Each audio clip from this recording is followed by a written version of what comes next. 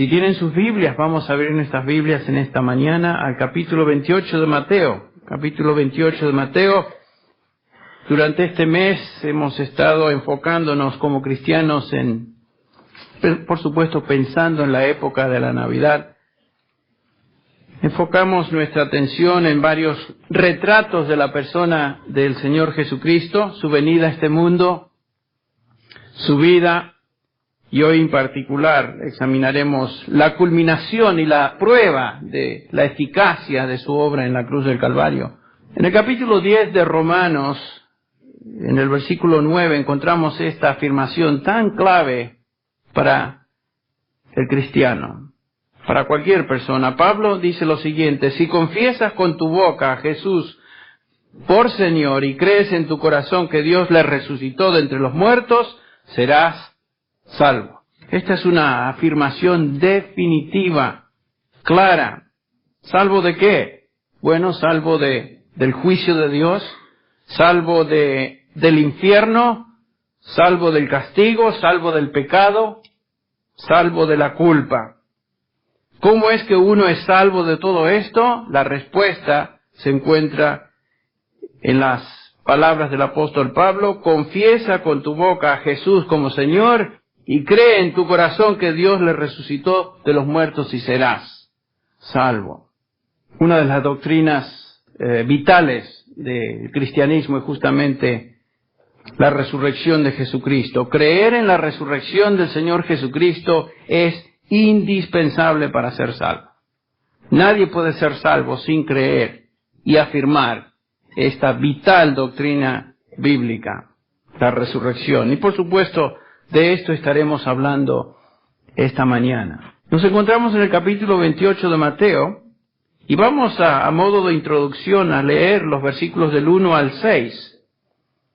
Vamos a leer hasta el versículo 10, donde nos dice Mateo: pasado el día de reposo, al amanecer del primer día de la semana, María Magdalena y la otra María vinieron a ver el sepulcro. Y aquí se produjo un gran terremoto, porque un ángel del Señor, descendiendo del cielo y acercándose, removió la piedra y se sentó sobre ella. Su aspecto era como un relámpago y su vestidura blanca como la nieve. Y de miedo a él, los guardias temblaron y quedaron como muertos, en un estado de semicoma. Y hablando el ángel, dijo a las mujeres: vosotras no temáis, porque yo sé que buscáis a Jesús, el que fue crucificado. No está aquí, porque ha resucitado, tal como dijo. Venid y ved el lugar donde yacía. Por supuesto, la tumba estaba vacía. E id pronto y decid a sus discípulos que Él ha resucitado de entre los muertos, y aquí Él va delante de vosotros a Galilea. Allí le veréis, he aquí os lo he dicho. Y ellas, alejándose a toda prisa del sepulcro, con temor y gran gozo, corrieron a dar las noticias a sus discípulos. Y aquí que Jesús les salió al encuentro diciendo: salve, y ellas, acercándose, abrazaron sus pies y le adoraron. Entonces Jesús les dijo: no temáis, id, avisad a mis hermanos que vayan a Galilea, y allí me verán. No podemos aceptar a Jesús de la Biblia sin aceptar su resurrección. Si aceptamos su resurrección, si aceptamos que Él mismo con poder divino resucitó de los muertos, entonces reconocemos que Jesucristo es único en la historia. No ha habido otro como Él. Cristo resucitó dando evidencia de que Él era Dios, pero más significativo para nosotros como creyentes, Él resucitó y hizo posible que otros resuciten. El Señor Jesús dijo: porque yo vivo, vosotros también viviréis. Yo soy la resurrección y yo soy la vida.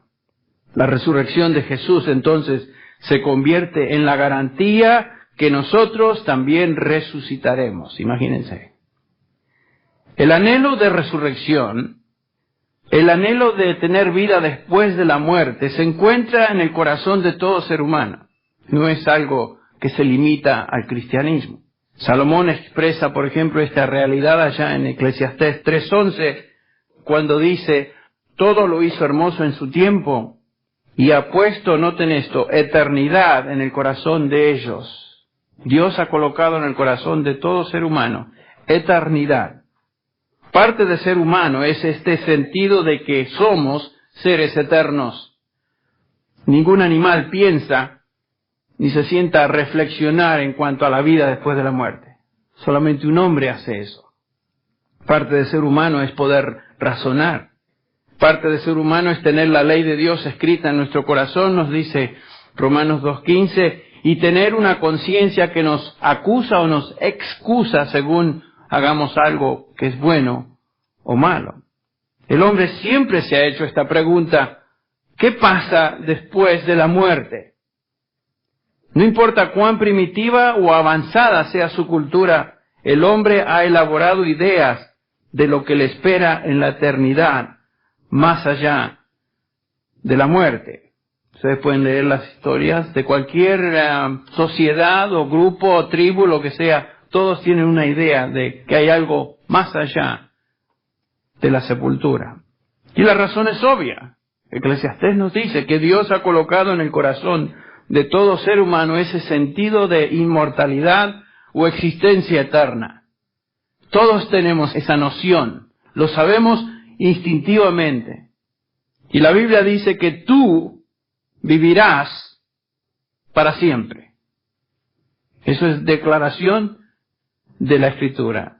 La pregunta es, ¿dónde vivirás para siempre?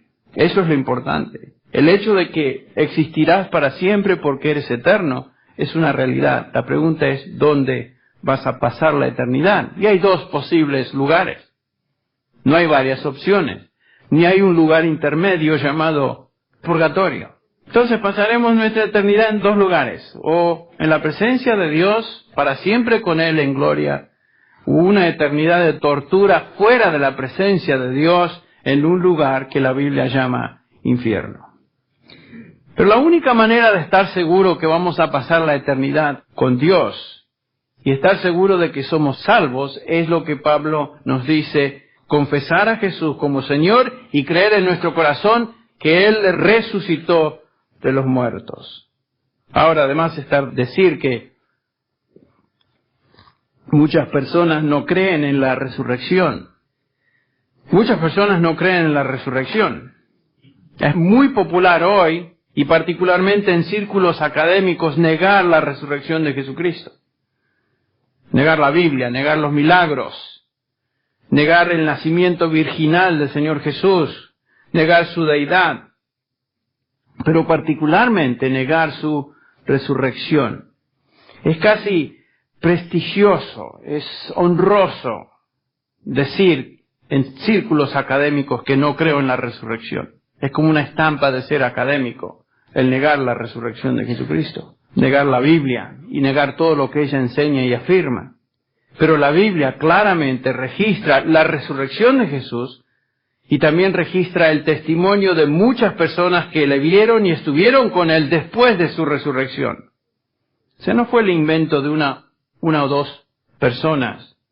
1 Corintios 15 nos dice el apóstol Pablo que Jesucristo fue sepultado, que resucitó al tercer día conforme a las Escrituras, que se apareció a Cefas y después a los 12, y luego se apareció a más de 500 hermanos a la vez, la mayoría de los cuales viven aún, dice Pablo, pero algunos ya duermen.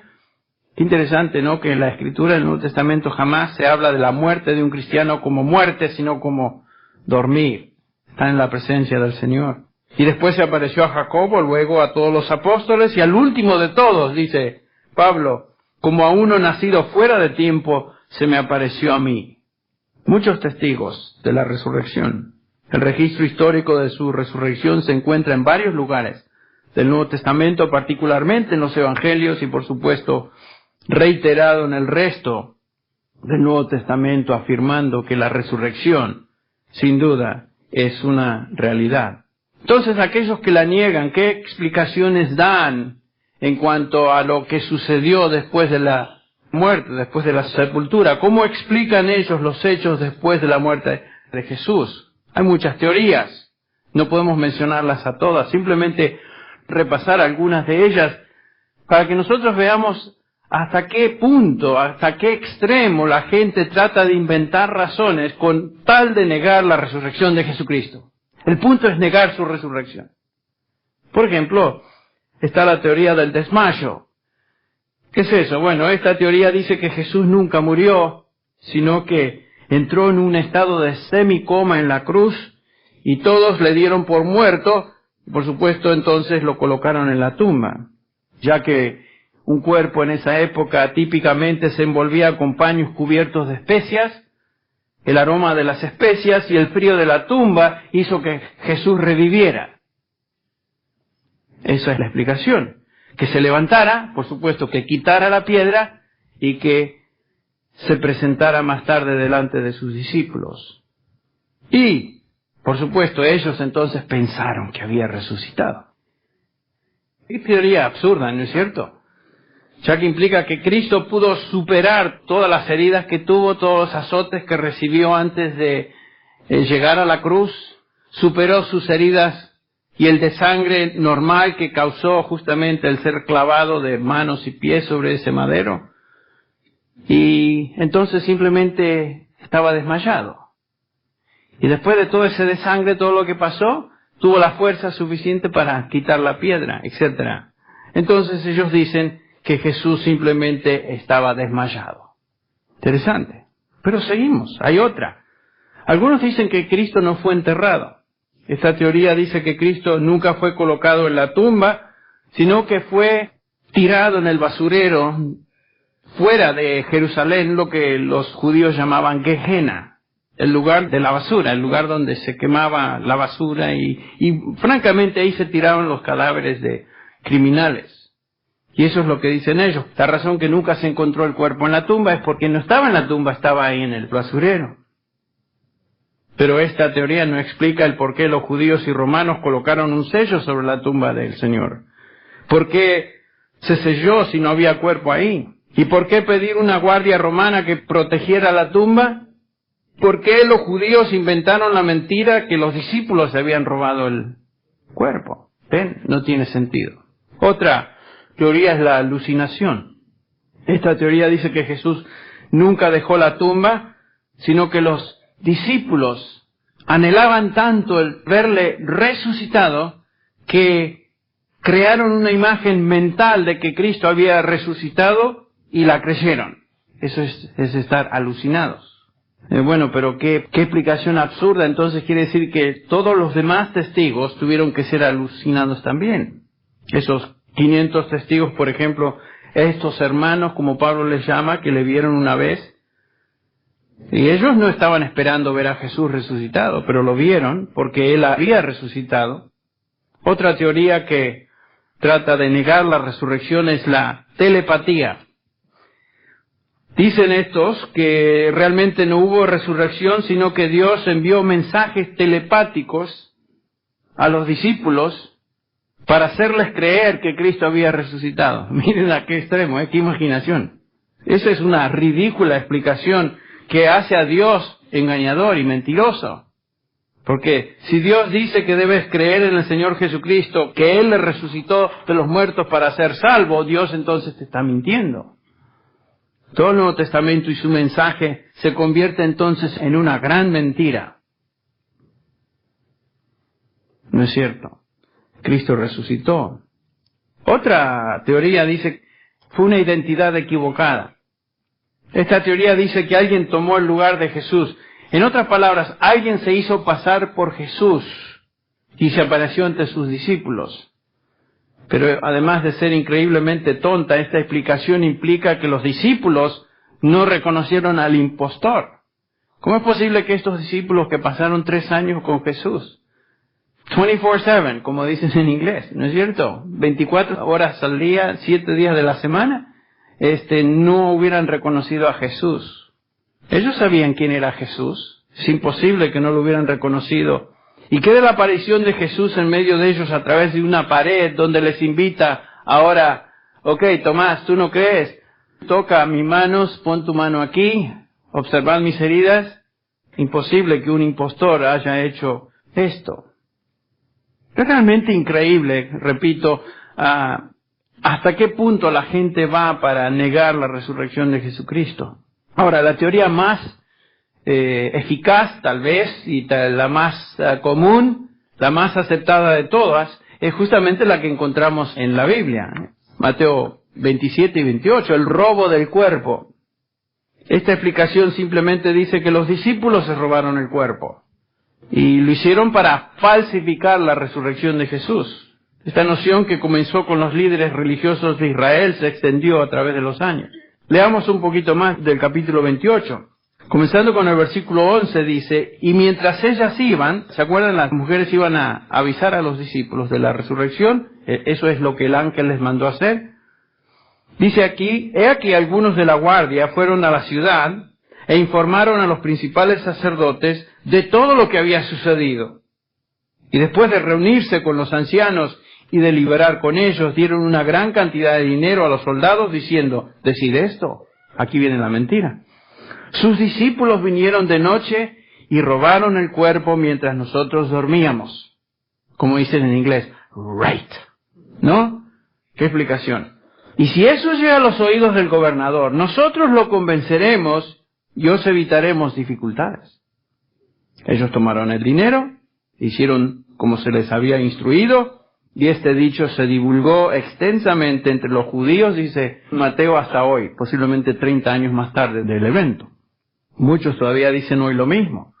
Personas niegan la resurrección de Jesús, afirmando que sus discípulos fueron los que robaron el cuerpo.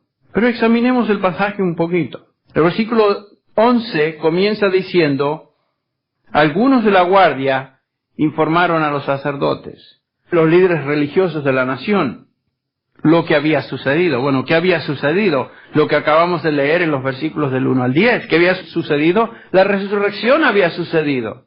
No podían negarla. Los romanos no podían negarla, los judíos no podían negarla. La resurrección literalmente había sucedido. Y esto constituía un tremendo problema para estos líderes religiosos. Por años habían tratado de eliminar al Señor Jesús, desde su nacimiento, ¿se acuerdan?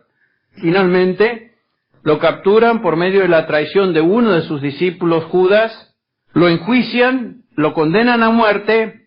Pilato es usado por estos judíos para crucificar al Señor Jesús, y ahora reciben la noticia que Jesús ha resucitado. La peor pesadilla que ellos podrían haber tenido era el hecho de que Jesús había resucitado. Justamente lo que habían tratado de negar y aplastar. Y ahora, en lugar de aceptar el hecho y postrarse ante esa realidad, que Jesús era quien realmente dijo que era, inventan una mentira y sobornan, dan una buena mordida a los soldados para que ellos cuenten la historieta a otros. Pero veamos los primeros versículos del capítulo, ya los leímos. Dice que María Magdalena y la otra María vinieron del primer día de la semana. ¿Qué día es ese? El domingo, el día de resurrección. Vienen al sepulcro, se produce un gran terremoto. Aquí el ángel del Señor desciende del cielo, se acerca, remueve la piedra, se sienta sobre ella. Y noten el aspecto de este ángel. Su aspecto era como un relámpago, su vestidura blanca como la nieve. Y el miedo de los guardias se traduce en que quedaron como muertos. Esta fue una experiencia absolutamente traumática para estos hombres. Y estos no eran soldaditos. Estos eran personas rudas, personas acostumbradas a la batalla. Estos eran soldados romanos. Y no solamente soldados romanos, esta era una guardia especial romana. Pero dice que quedaron como muertos al ver el ángel, la piedra removida, la luz incandescente. No había ninguna duda que Dios estaba interviniendo. No había duda.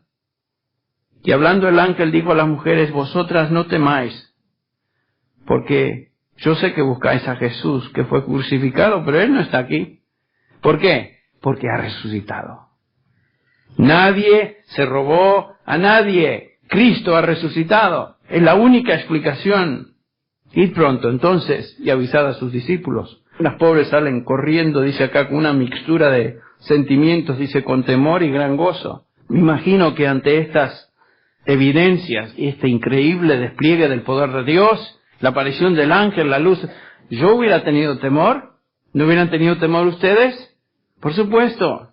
Pero felicidad también, sabiendo que el Señor había resucitado. El ángel nos acaba de decir eso. Y el pasaje continúa diciendo, he aquí que Jesús les salió al encuentro.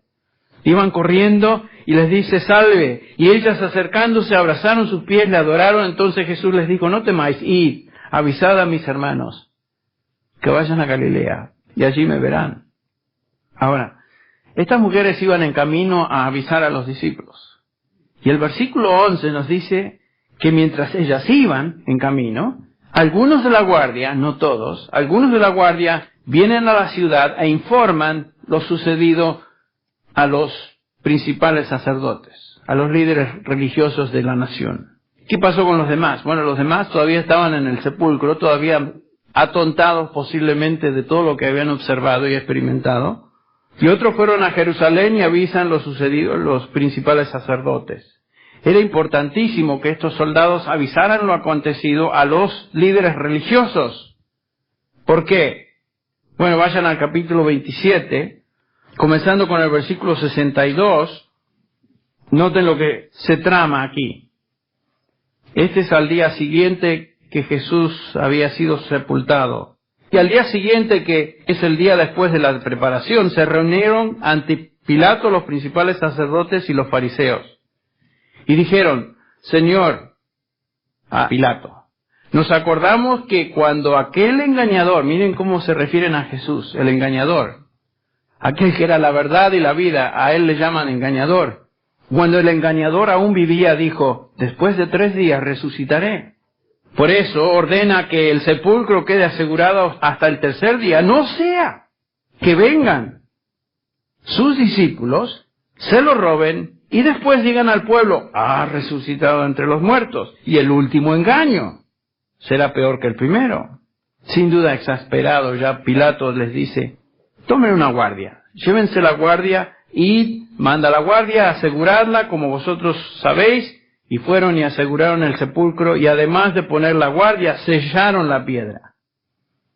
Esta guardia romana fue dada por el mismo Pilato, quien era el gobernador y por supuesto el comandante en jefe de las tropas romanas en esa región. Y entonces manda a esta guardia para que hagan lo que estos fariseos quieren hacer o deseaban hacer. Pilato no quería saber nada con Jesús. Por esta razón manda a la guardia para asegurarse de que nadie se atreviera a tocar la tumba. Lo último que Pilato necesitaba era que alguien hiciera algo a la tumba y después saliera con esta historia de que alguien se robó el cuerpo de Jesús. Entonces él se aseguró que eso no va a suceder enviando a esta guardia romana. Pero los guardias romanos vienen en el versículo 11 y reportan lo acontecido, detalle tras detalle. Le dicen todo esto a los líderes religiosos. Y es interesante notar que estos líderes judíos son los primeros entonces en recibir las noticias de la resurrección. Porque, como ya vemos, las mujeres iban en camino a avisarle a los discípulos. El Señor había dicho, destruid este templo, ¿se acuerdan? Hablando de su cuerpo, y en 3 días lo levantaré. Sus peores temores se habían convertido en realidad. Cristo hizo justamente lo que dijo que iba a hacer. Un comentario interesante en cuanto a esta actitud de los líderes religiosos lo encontramos en Hechos 4, después de la resurrección, Hechos 4, 1. Estos líderes religiosos hablan ahora a los discípulos. Hablando ellos al pueblo, vinieron sobre ellos los sacerdotes con el jefe de la guardia del templo y los saduceos, resentidos de que enseñasen al pueblo y anunciasen en Jesús la resurrección de entre los muertos. Y les echaron mano y los pusieron en la cárcel, todavía tratando de negar la resurrección. Fíjense el versículo 5. Y sucedió que al día siguiente se reunieron en Jerusalén sus gobernantes, ancianos, escribas, esta camada de líderes, fíjese, Anás, Caifás y todos aquellos que eran sumos sacerdotes. El versículo 8, Pedro, lleno del Espíritu Santo, les dice a los gobernantes y ancianos del pueblo, si se nos está interrogando hoy por causa del beneficio hecho a este hombre enfermo, ¿se acuérdense? Ellos habían curado a un hombre en el nombre de Jesús. De manera que éste ha sido sanado, sabed todos vosotros y todo el pueblo de Israel, que en el nombre de Jesucristo, a quien vosotros crucificasteis, y a quien Dios resucitó de entre los muertos, por él, este hombre se halla aquí sano delante de vosotros. Bajen al versículo 16. Entonces, cavilaban estos y se decían el uno al otro, ¿qué haremos con estos hombres? Los líderes religiosos decían, porque el hecho, noten esto, el hecho de que un milagro notable ha sido realizado por medio de ellos es evidente a todos los que viven en Jerusalén y no podemos negarlo. Los judíos nunca pudieron negar la resurrección ni pudieron negar los hechos después de la resurrección. Jamás lo pudieron hacer. Mas a fin de que no se divulgue más entre el pueblo, amenacémosles para que no hablen más a hombre alguno en este nombre, el nombre de Jesús. No podían negar nada de lo que había sucedido. Lo único que podían hacer es negar, tapar, ahogar las noticias de la resurrección del Señor Jesús. Ahora, de regreso a Mateo 28, versículo 12. Nos dice acá el versículo 12 que después de reunirse con los ancianos y deliberar, esta es una referencia a una reunión especial del Consejo de Ancianos de Israel, el Sanedrín, los 70 hombres encargados del liderazgo de todo el aspecto religioso de la nación. Es como si el Senado se hubiera reunido para una sesión de emergencia, es lo que aquí sucede. Se reúnen para algo de emergencia, para tomar una resolución. Tenían un problema en sus manos. ¿Qué iban a hacer con estos hechos reportados de la resurrección? Y la resolución a la cual llegan es mentir y sobornar a los soldados. Mentir y sobornar. Qué cuerpo de personas simpáticas y honestas, ¿verdad? Líderes religiosos, los hipócritas, aquellos que se decían representar a Dios. Y le dieron, dice a los soldados, una gran cantidad de dinero, diciendo, decide esto, sus discípulos vinieron de noche y robaron el cuerpo mientras nosotros dormíamos.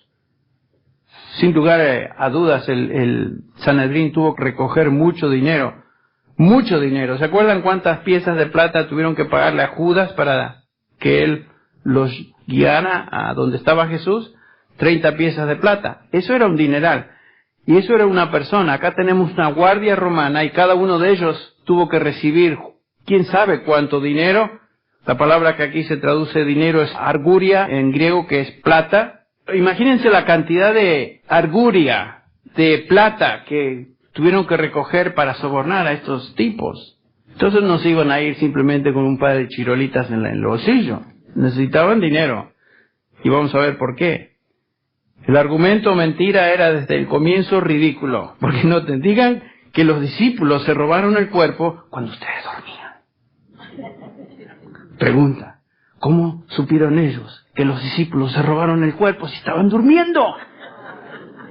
¿Ven lo estúpido del razonamiento o el argumento? Pero esta era la única explicación que tenía sentido. Se robaron el cuerpo. Y de esta manera entonces los soldados ahora se convierten en los primeros predicadores de un evangelio anti-resurrección. Estos soldados. A ellos les importaba un comino realmente. ¿Qué les importaba? Si ellos tenían dinero y le pagaban bien, es todo lo que les importaba. Pero ellos bien sabían que la realidad era otra. Los judíos sabían que la realidad era otra. Ellos no estaban durmiendo. Entre paréntesis, ¿piensan ustedes que una guardia romana se iba a dormir? No. En primer lugar, que tenían, cada 3 horas cambiaban la guardia. Algunos dormían y otros estaban de guardia. Siempre como centinelas dispuestos a tomar acción si la acción era necesaria. Además de eso, la ley militar romana castigaba a todo soldado que permitiera que uno de sus prisioneros se escapara. ¿Y cómo lo castigaban? Algo leve, simplemente los mataban. Esa era la pena. Su mentira era muy, muy arriesgada. Por eso es que el versículo 14 dicen los líderes religiosos, no se preocupen ustedes. Yo sé que sabemos que posiblemente están arriesgando sus vidas, pero no se preocupen. Si esto llega a oídos del gobernador, nosotros los convenceremos y os evitaremos dificultades. Vayan, digan esa mentira y ni se preocupen. Así que estos guardias toman el dinero y se encargan ahora entonces sí de diseminar esa falsedad. En el versículo 15 dice, ellos tomaron el dinero, hicieron como se les había instruido, y este dicho de que los discípulos robaron el cuerpo se divulgó extensamente entre los judíos hasta hoy, 30 años más tarde. Esa mentira fue eficaz. La gente la creyó por años, y saben que esta teoría continúa siendo eficaz y común entre las personas que quieren negar la resurrección de Cristo. Los militares romanos sabían la verdad, los judíos religiosos sabían la verdad, nunca la negaron, pero odiaron la verdad, la cubrieron y prefirieron entonces promover una mentira. Desde esa época hasta el día de hoy han existido predicadores de esa mentira. Personas que rechazan la verdad de la Escritura e inventan explicaciones apócrifas para decir que Cristo no resucitó. Aunque los hechos son obvios. Y estos hombres, así como esos líderes de Israel, continúan fabricando y diseminando esta mentira. Todo esto tiene que ver con amar el pecado y odiar la justicia. No tiene nada que ver con las evidencias. No tiene nada que ver con las evidencias. La gente odia a Jesús. El mundo odia a Jesús. Jesús dijo, ¿no es cierto? O mejor dicho, Juan, en Juan 3:19, y este es el juicio, que la luz vino al mundo. Pero los hombres amaron más las tinieblas que la luz, porque sus obras eran malas. ¿Ven? La mayoría de la gente rechaza a Jesús porque sus obras son malas, no porque Jesús no es la verdad. Si tú examinas las evidencias, estas evidencias te guían a una sola y única conclusión posible. Cristo resucitó de los muertos. ¿Cuáles son las evidencias? Repasen conmigo rápidamente. La tumba vacía, el sudario en la tumba tal como Él lo dejó, un terremoto, la aparición del ángel, la piedra removida, los soldados en estado de semicoma, el mismo testimonio de estos soldados para con los líderes religiosos, las apariciones de Jesús después de su resurrección a María Magdalena, a las demás mujeres, a Pedro, a esos 2 discípulos en camino a Emaús, a los más de 500 hermanos en Galilea, en una vez, como Pablo los llama, los hermanos. Los discípulos estaban absolutamente persuadidos que Cristo había resucitado y ellos murieron como mártires proclamando la resurrección. Cada uno de ellos murió como mártir con la excepción de Juan, quien murió expatriado en la isla de Patmos. ¿Hubieran ellos predicado el Evangelio con tanta pasión y muerto por una mentira? La respuesta es obviamente no. Todos ellos fueron unánimes en su afirmación que Cristo había resucitado, unánimes en su proclamación que Él estaba vivo, unánimes en estar listos para morir por esa verdad. Su fe en Cristo resucitado era tan firme, escuchen, que estaban dispuestos a enfrentar las mismas autoridades que condenaron y crucificaron a Jesús. ¿Se acuerdan cuando Jesús muere en la cruz? Estos discípulos comunes y corrientes se dispersan, temerosos, llenos de miedo, frustrados, pensando que todo se había acabado.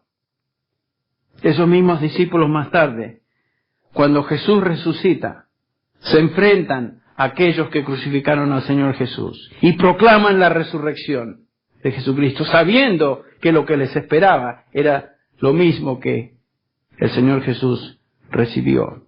Aún el apóstol Pedro, quien murió, ustedes recuerdan, crucificado cabeza abajo, porque ni siquiera se sintió digno de ser crucificado como su Señor. Lo que transformó a estos hombres, sin elocuencia, ni oratoria, ni educación, era la realidad incontrovertible de la resurrección del Señor Jesucristo. La proclamaron, la creyeron y dieron su vida por ello. Los apóstoles lo vieron, estuvieron con Él, comieron con Él después de la resurrección, le palparon, vieron sus heridas. No había duda en los apóstoles que Jesús había resucitado. Y por esto en Hechos capítulo 1 leemos en el versículo 3 a estos discípulos después de su padecimiento, se presentó vivo con muchas pruebas convincentes, apareciéndoseles durante 40 días y hablándoles de lo concerniente al reino de Dios. Los discípulos estaban absolutamente convencidos de la resurrección de Jesucristo. Jesús murió y resucitó. Es la única posible conclusión de las evidencias históricas y de los testigos de su resurrección que ellos nos dan acerca del Señor. El Señor Jesús resucitó de los muertos. Pero esto también significa no solamente que Él es Dios, sino que significa que Él cumplió en la cruz la obra que su Padre le envió a realizar. ¿Cuál fue esa obra? Llevar nuestro pecado, morir en nuestro lugar, satisfacer la justicia de Dios sobre el pecado. Él conquistó el pecado, conquistó la muerte y conquistó el infierno. Por eso Dios le resucitó. Por eso Dios le resucitó. Antes de morir, ustedes recuerdan, el Señor Jesús expresó estas palabras: consumado es, terminado es. Quiere decir, la obra está absolutamente lograda y completada. No hay nada que agregar. Murió, y como sello de esa realidad y que Dios había aceptado ese sacrificio, Jesucristo resucita de los muertos, donde hoy se encuentra a la diestra del Padre como Señor de señores, Rey de reyes. No hay otro nombre bajo el cielo dado a los hombres por el cual podamos ser salvos. Pregunta es otra vez: ¿cómo es que podemos ser salvos?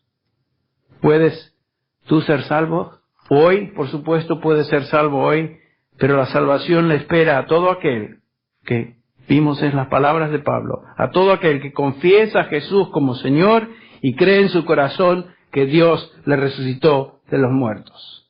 Si tú no crees eso, no puedes ser salvo. Vamos a orar. Señor, te damos gracias por el evento más sobresaliente de la historia. Sin duda, Cristo vino a este mundo, se encarnó como uno de nosotros, nació de la Virgen María, vivió una vida sin pecado, murió en la cruz del Calvario como sustituto del pecador, y como sello, como aprobación de ese sacrificio, tú le resucitaste de los muertos. Señor, esta es la evidencia más grande. Aquel que fue entregado por nuestras transgresiones, resucitado por nuestra justificación. Padre, qué precioso es saber que Cristo completamente y absolutamente pagó por todos nuestros pecados. Te alabamos por Cristo Jesús. Te alabamos por tu plan soberano desde la eternidad para la salvación de los hombres. Estamos celebrando en una forma especial que Cristo resucitó de los muertos. Gracias te damos, Señor, por esta obvia realidad, observada, testificada por los discípulos, cientos de hermanos en ese primer siglo, y también comprobada a través de los siglos por aquellos que tú has transformado por fe en tu obra. Te damos gracias, Señor, porque creemos, como hijos tuyos, que tú moriste, que tú resucitaste de los muertos, y confesamos a Jesús con nuestras bocas. Señor, gracias te damos por aquello que en medio nuestro has salvado. Y Señor, si hay una persona que aún no te conoce, que este día de Navidad sea el día en que Cristo nace en el corazón de una persona que se abre y se somete a ti. Pedimos esto por Cristo Jesús. Amén.